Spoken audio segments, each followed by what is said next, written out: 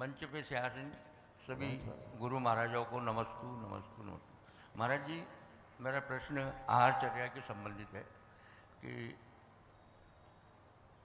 कोई भी गुरु महाराज परिधान करके जब संबंधित व्यक्ति के घर पे जाते हैं तो रास्ते में कोई जीव जंतु वगैरह किसी कारणवश वो वापस आते हैं, तो उस समय उस परिवार को कितना दोष लगता है।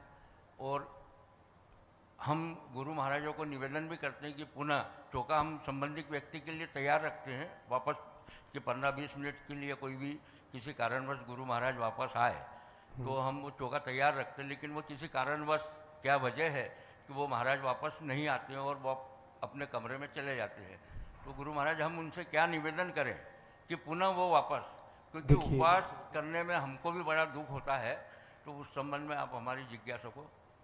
देखिए ऐसा है ऋषभ भैया, मुनिराज की चर्या यानी असी धार पर चलना। प्रसंग ये है कि अगर कोई पंचेंद्रीय जीव मृतक दिख जाता है तब मुनिराज उसके बाद आहार नहीं ग्रहण करते, आगम का ये नियम है।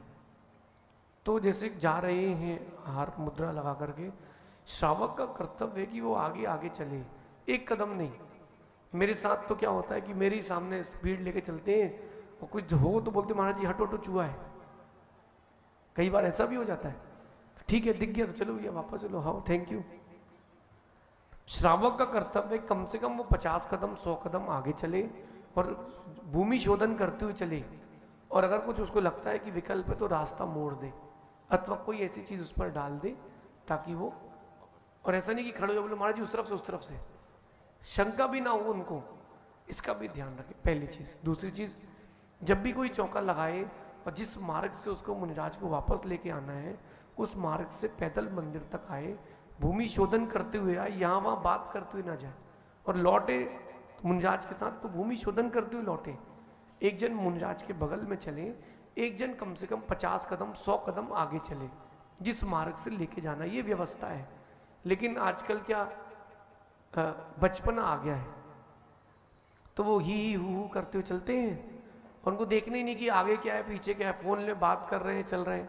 अरे आपको जब मुनिराज भड़क चुके हैं तो आप समझ लो कि युद्ध है, जीतना है तुमको, कर्मों से युद्ध है, तो आपको आगे देख करके चलना चाहिए, ये अपना कर्तव्य है। फिर भी अगर ऐसी कोई अप्रिय घटना हो जाती है तो इसमें उस श्रावक का प्रमाद है, दोष नहीं है, उसको पहले से देख करके चलना चाहिए। और ये नहीं हो कि मैं उपवास कर लूंगा और मैं ऐसा कर लूंगा और वैसा कर लूंगा। मुनिराज का कर्तव्य था, उन्होंने अपनी चर्या को दृढ़ता से पाला है। और आज यही प्रसंग आराध सागर जी के साथ भी हो गया। कल का उपवास था और आज वो मेरे से कह रहे थे कि मैं बस जल और लिक्विड वगैरह लूंगा क्योंकि वो नीरस था आज उनका। लेकिन मैंने कहा अपनी अपनी क्योंकि वो तपस्वी हैं, तो मैंने कहा अपने हिसाब से आप देख लेना। लेकिन ऐसा अप्रासंगिक अप्रिय प्रसंग आ गया। अब आगे से अपन ध्यान रखें, यद्यपि जो इंदौर है क्लीनेस्ट सिटी है, लेकिन सिटी के अंदर की जो व्यवस्थाएं वो बिगड़ जाती हैं, तो अपन अपना विवेक है। अब रही बात महाराज जी की मुद्रा छोड़ देने की। अब जब महाराज जी ने मुद्रा छोड़ दी है, मंदिर में आकर के जो मुद्रा लेती है वो मंदिर में आके वापस अपन उसका निष्ठापन कर देते हैं। अब इसके पश्चात अगर गुरु आज्ञा होती है और गुरु को लगता है कि इनका स्वास्थ्य प्रतिकूल है, बिहार है, तो गुरु उनको कोई और प्रायश्चित देकर के पुनः प्रत्याख्यान सेवन के लिए भेज सकते हैं। ऐसा भगवती आराधना की अपेक्षा से है, ऐसा कर सकते हैं।